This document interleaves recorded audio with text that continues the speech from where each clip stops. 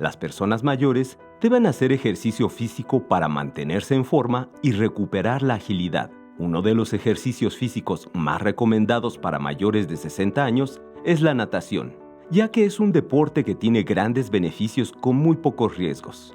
Tonifica la musculatura sin dañar las articulaciones, aumenta la flexibilidad, se alivian dolores e inflamaciones, mejora la salud de los huesos. Es aconsejable en caso de lesiones de espalda y cervicales, ligamentos, articulaciones y tendones. Tenemos gimnasia en agua, que también cuando tú entras al agua pierdes el 90% del peso y entonces eso hace que puedas hacer muchas actividades que fuera del agua no puedes hacer. Y el mover todo tu cuerpo dentro del agua, ellos mismos se sorprenden de cómo pueden hacer cosas. Hay gente que está en silla de ruedas que obviamente en el agua camina y fuera del agua no camina. Tenemos un caso también de don Robert, un gran de nuestros integrantes, muy entusiasta, 84 años, llegó con 2 bastones y ahora camina perfectamente, claro, con las limitaciones de su edad, pero sin los bastones. Y eso es precisamente mucho de su disciplina en el agua. Justo lo que les contaba de la clase de dirección, me acerqué a él al finalizar la primera clase, yo pensando pues que no tenía idea de quién era yo. Y cuando me acerco y le digo, oiga, querido profesor, perdón, quería ver si es posible que usted pudiera dar una conferencia en un festival que estoy organizando. Y me dice, ¿cómo te llamas? Le digo, Antonio Sacruz, estoy organizando un festival de Manic de mi asociación. Y me dice, ya sé quién eres. Y yo así, Alberto Lobnitz sabe mi nombre, ¿no? Para mí, Alberto ha sido una figura siempre así como el gran Alberto Lobnitz. Ahora, desde Seña y Verbo, ahora lo veo más como un compañero de trabajo porque me ha enseñado muchísimas cosas. Ya estamos aquí de vuelta y como siempre lo saben, porque así le hago y no lo puedo evitar, me la paso platicando en este corte en el que ustedes desaparecen un poco. Entonces vamos a tratar de retomar esta plática para que ustedes no se pierdan de nada. Alberto, esta parte de que estábamos con la escuela, que es muy importante, además no quiero sonar como que fuera un trabajo humanitario, altruista, ¿no? Como de santo, pero sí es una dedicación y sobre todo a mí lo que me llama mucho la atención y que se me hace como lo más loable, digamos, es darle este espacio a gente, a personas, a seres humanos que tienen esta necesidad también, que tienen este gusto, que tienen esta pasión, y quizá, si me equivoco me dices, es teatro de sordos, pero no para sordos, o no necesariamente para sordos. Esa es la clave. Ok. Sí, Seña y Verbo es una compañía de teatro de sordos, en el sentido de que pues es una compañía con actores sordos, y no nada más, pero en general con más actores sordos que oyentes. Y es una compañía bilingüe que hacemos teatro en lengua de señas mexicana y en español. Y la lengua, digamos, oficial, se podría decir, de la compañía es lengua de señas mexicana, es decir, dentro de la compañía hablamos en lengua de señas mexicana. Regresaste a Connecticut, te invitan a esta escuela, ¿cómo te preparan allá para ser la voz de los personajes, como habías estado haciendo, para ser? Pues era realmente la escuela de Connecticut, era una escuela de teatro, nada más que donde pues la enorme mayoría de los estudiantes dentro de la escuela eran sordos, la mayoría de Estados Unidos, pero habían varias personas de otros países que estábamos ahí. Y pues mucho fue realmente, para mí lo más importante de esa experiencia fue meterme mucho más profundamente en el mundo de los sordos, conocer más de la cultura de los sordos, de la historia de los sordos. Realmente la historia de los sordos y la cultura de los sordos es algo que la mayoría de los oyentes pues, desconocen completamente. Sí. Comenzando por este tipo de preguntas como ¿qué es la lengua de señas? Muchos esta idea de que la lengua de señas es algo que se le enseña a los sordos, por ejemplo, pues es uno de los errores más típicos, de no entender que no, los sordos son quienes desarrollaron sus lenguas a través de estarlas hablando. la educación especial, digamos, en realidad comenzó en gran medida con maestros sordos. Los sordos realmente son en todo el mundo comunidades que han sido oprimidas por la mayoría oyente. Y, incomprendidos, además. Incomprendidos y oprimidos activamente. En México, durante muchísimo tiempo, la lengua de señas mexicana era una lengua realmente prohibida. Es decir, los sordos aprendían lengua de señas mexicana y un poco todavía hasta el día de hoy, hablando en la calle y hablando entre ellos, cuidándose entre ellos. Pero la mayoría de los sordos de más de 30 años crecieron en hogares donde no se les permitía hablar lengua de señas en la casa. Si los papás no solo no hablaban lengua de señas, sino que no permitían que se hablara lengua de señas en la casa. Y yendo a escuelas en donde lo mismo, en escuelas donde no se les permitía hablar lengua de señas en la escuela.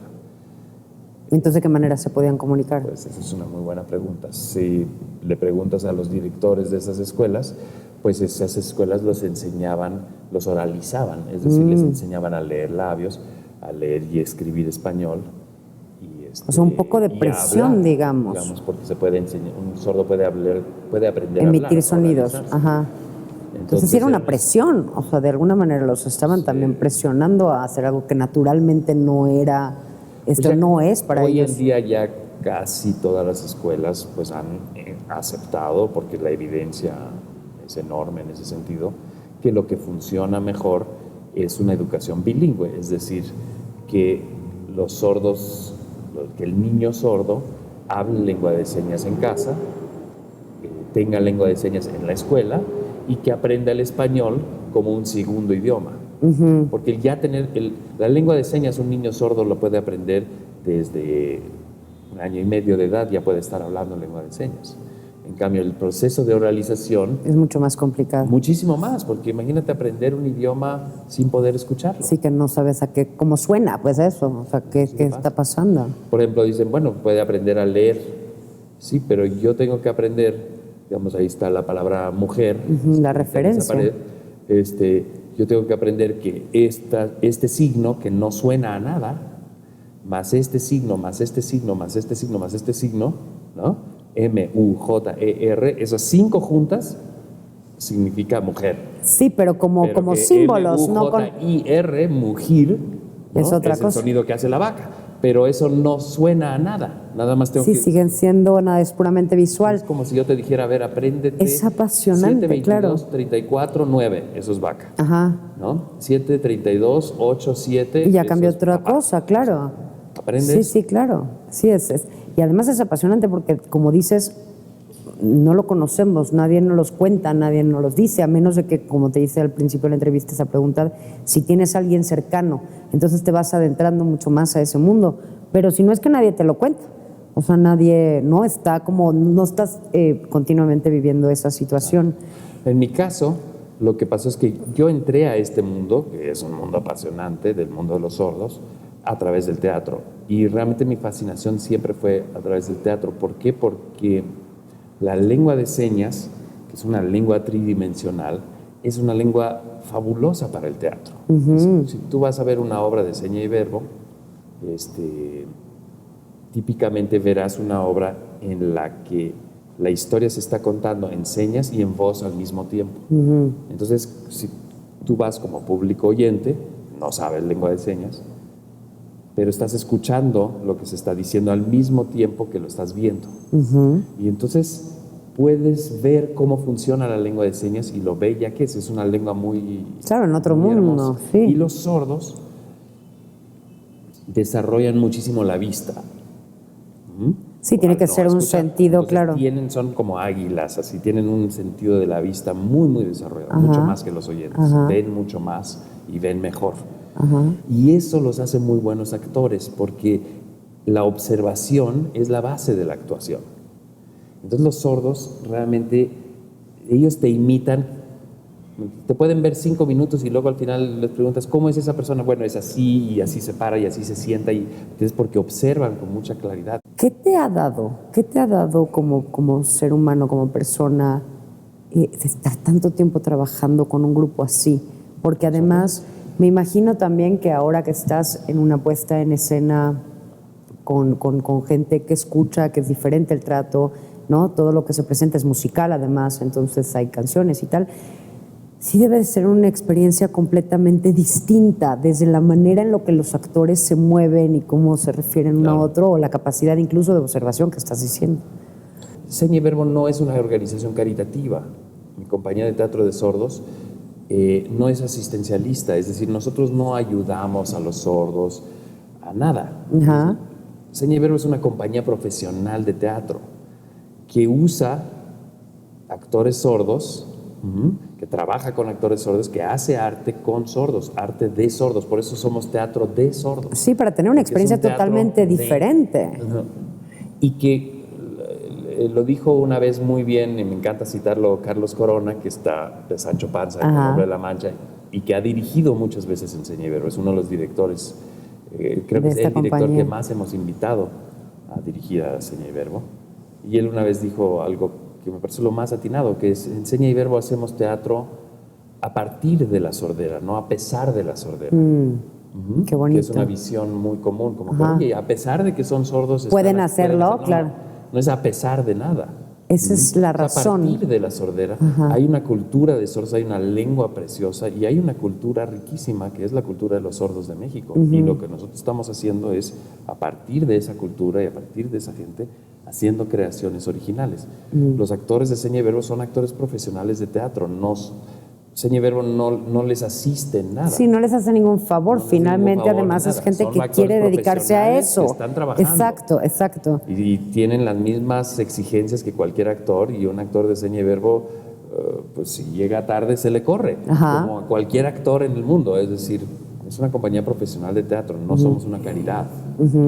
Y realmente eso es lo que ha permitido, creo, curiosamente, que Seña y Verbo haya tenido tanto impacto a nivel social, porque Seña y Verbo sí es una compañía que ha hecho un cambio importante en cómo los oyentes perciben a los sordos. Claro. Y precisamente es por eso. No es un grupo que requiere... Sí, de empatía o de caridad. tratos distintos. Es un grupo que requiere de respeto, ¿entiendes? En todo caso, de conocimiento, de aceptación de su cultura y su lengua. Esto iba para responder un poco a la pregunta que era cómo me ha afectado a mí personalmente este trabajo de Seña y Verbo. Pues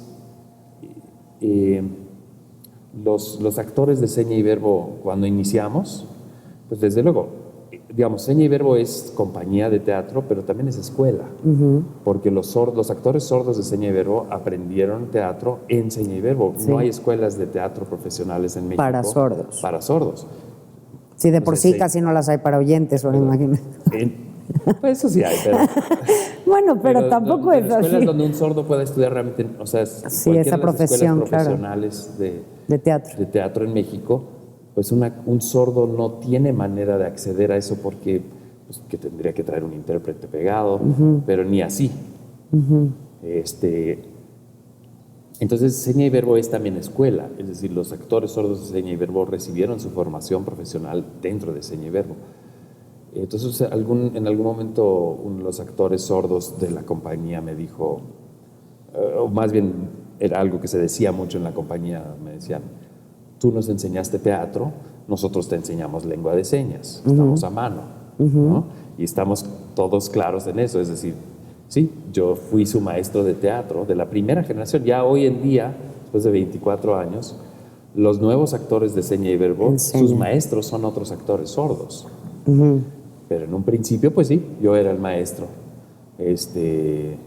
pero ellos eran mis maestros de lengua de señas, y siempre decíamos, estamos a mano. Es decir, he aprendido en Seña y Verbo lengua de señas mexicana, que es una